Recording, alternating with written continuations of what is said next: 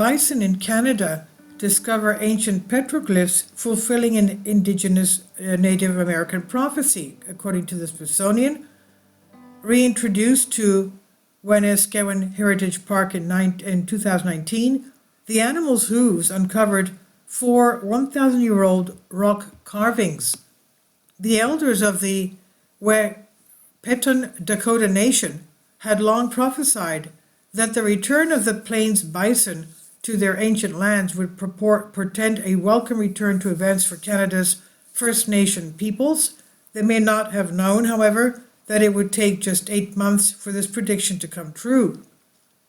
In December 2019, officials at Wanuskewin Heritage Park in the province of Saskatchewan reintroduced bison, Saskatchewan north of Wyoming, reintroduced bison to the region more than a century after the animals were hunted to near extinction. And the following August, the herd's hooves uncovered 4 petroglyphs, or rock carvings, and an accompanying tool used to create these ancient artworks. The elders used to tell us, when the bison come back, that's when there'll be a good change in our history, says Petun Dakota elder Cy Standing. He said, we've been down a long time, but it feels like we are starting the way up, he said. Now, archaeologist Ernie Walker and bison manager Craig Toms made the find last summer while visiting the park. They were standing near a wallow, or a vegetation-free spot, where the bison gives themselves dust baths and where Walker noticed a grooved rock protruding from the ground. He assumed that the cut was from tool damage. He brushed away the dirt, only to expose another groove and then another. They were all parallel and symmetrical, he said, all symmetrical. It was at that point that I realized this was actually what is known as a petroglyph. This was intentionally carved, he said. The 550-pound boulder turned out to be a ribstone, so called because it's engraved with motifs that represent bison's ribs. Researchers found 3 more carvings over the ensuing weeks: a large stone with a grid pattern, a small specimen with pits and grooves, and a 1,200-pound boulder covered in lines. Then, most surprisingly of all, the stone knife used to carve the petroglyphs resurfaced.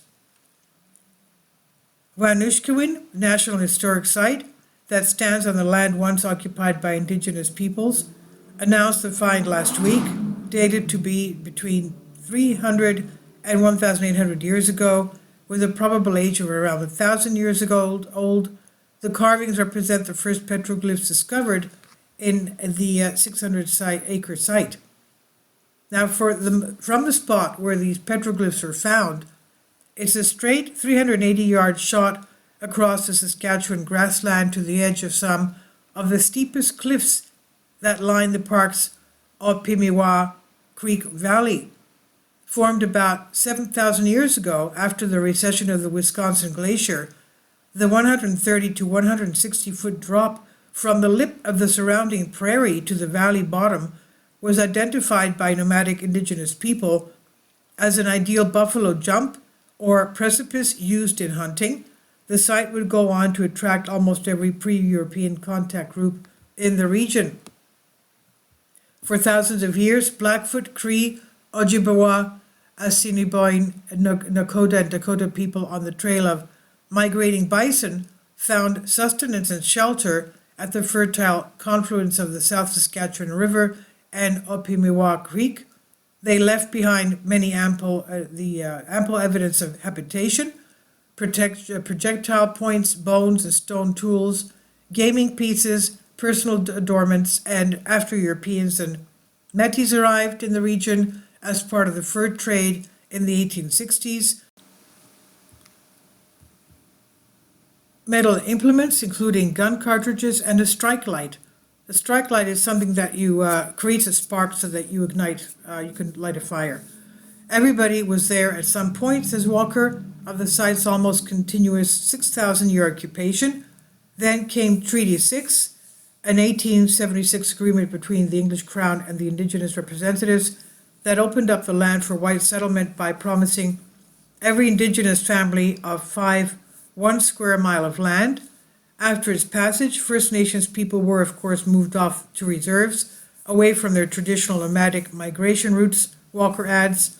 Around that same time, hunting decimated the local bison population, leaving no bison in the Canadian wild by 1888, according to the Wildlife Conservation Society. With the bison and people gone, the land that now forms the park became a small, privately owned ranch and homestead inhabited by white settlers. These new residents first received a sign that the property was home to something special in the 1930s, when a medicine wheel, a healing landmark consisting of a central stone cairn and an outer ring of rocks, as well as multiple smaller cairns, was rediscovered. The story goes that professors from the University of Saskatchewan used to come out and have tea parties on Sunday afternoons at the medicine wheel, Walker said. An archaeological dig in 1946 and another small excavation in 1965 followed, but it was not until the 1980s that the land's archaeological wealth was recognized, and a serendipitous series of events saved the site from being developed into condos. As Walker and the park's other founders sought funding and made plans in the early 1980s, they realized that a heritage park focusing on First Nation cultures and history needed to include First Nations people. Walker reached out to a friend, the late Hilliard McNabb, an elder from Gordon's First Nation, for guidance. He said, "This place wants to tell its story." The archaeologist recalls McNabb helped find other elders who wanted to be involved in the project. Indigenous peoples often have a fraught relationship with traditional archaeology. Excavations tend to be marked by strangers arriving, digging into important places without permission, and stealing sacred objects. But after being offered a role in Wanuskewin's development and management, the elders involved saw archaeology as a way to reclaim their history for their children and share it with non-Indigenous people. "When you come here, you can feel the energy," says Standing of the Wahpeton Dakota. He joined the team with Wanuskewin's first elders and recalls attending sweat lodge ceremonies and other events during the park's development. "We asked for direction and guidance from the ancestors," he says. "The park, which was a gathering, healing, and ceremonial place, had the potential to reconnect Indigenous people with each other and their culture, the land, and the bison. Bison are very sacred to us, and in our stories we call them our brothers," says Standing. Everything about Wanuskewin centers on the plains bison, but for the park's first 35 years, the animals only existed in oral history and as bones and artifacts recovered from the park's 19 pre-European contact archaeological sites. Then in December 2019, as part of a $40 million expansion, Wanuskewin's partners with Parks Canada to welcome 6 female calves from Grasslands National Park in southern Saskatchewan and a mature bull and 4 pregnant female bisons with ancestral ties to Yellowstone National Park.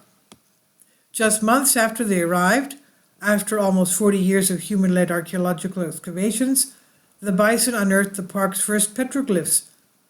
"We found the detritus of everyday living, broken stone tools and debris from the manufacture of stone tools, bones, charcoal, potsherds, seeds, and things like that," Walker says, "but we did not find ideas. We didn't find emotions. The petroglyphs brought that. They are that other dimension. They're a glimpse into somebody's hopes and dreams," he said. Staff invited park elders in to see the petroglyphs and offer advice on spiritual guidance and the management plan for the boulders, which they call grandfathers. Though the First Nations believe that all rocks are sacred and should not be moved, in this instance the elders felt that moving the boulders to protect them and to share them with the world would be acceptable, says Standing. The ripstone is currently on display at the park's interpretive center.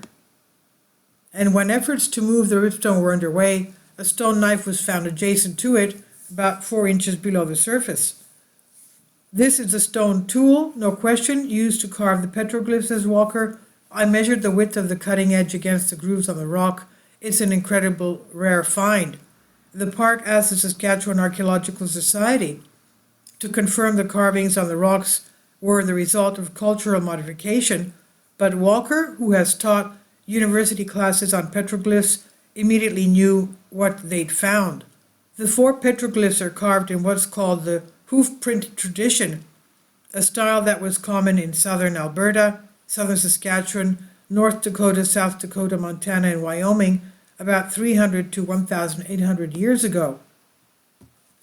Instead of picking, abrading, and engraving a whole bison onto a rock, the process that would be difficult and time-consuming, practitioners of the hoof print tradition simply engraved a recognizable feature of a chosen animal, such as hooves.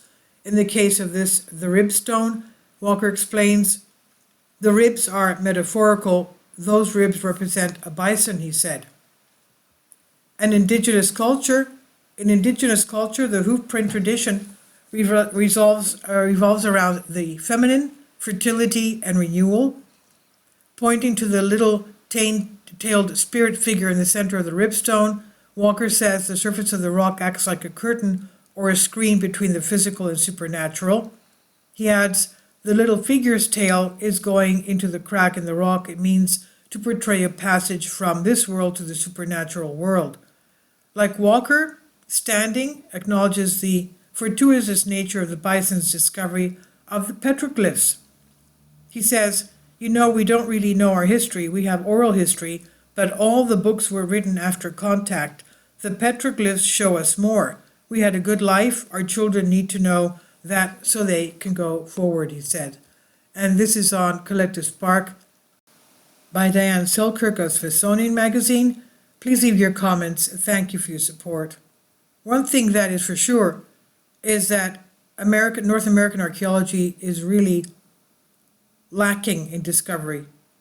Support my Patreon account. The daily posts are 5 videos daily, and they are totally different from what I have on my YouTube channel. Thank you so much for your support and that you find all my content so interesting. You'll find the Patreon account details in the description box below.